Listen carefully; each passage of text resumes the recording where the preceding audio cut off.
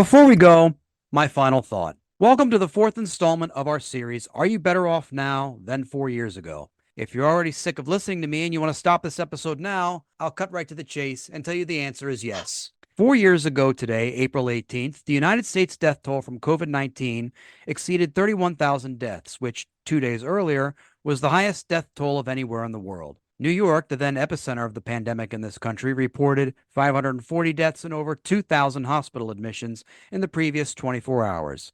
This was after then President Trump had said the number of cases would go from 15 to 0. Meanwhile, mask mandates were going into effect in several states, including my home state of Maryland. People were already getting restless from staying home and were looking to defy health guidelines by going to jurisdictions, Florida, with no COVID restrictions, thus exponentially spreading the virus farther than any science fiction movie writer could imagine. In what was considered the first of many low points in the pandemic, people who always wanted to do stand-up comedy but never had the means to do so learned they could finally do it virtually from the comfort of their own home.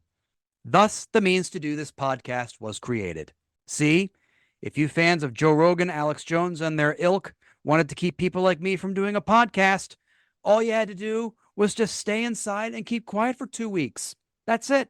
But no, you couldn't do it. So I'm still here, you fuckers.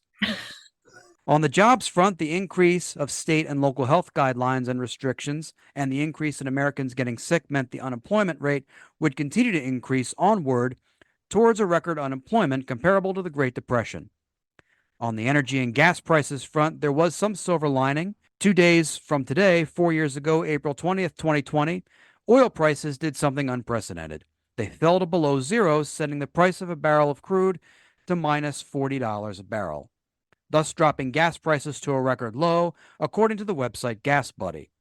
While appealing enough to some people to kick Biden out of office and get Trump back in, one should remember that at the time, less fuel was being consumed because nobody was going anywhere because, remember this?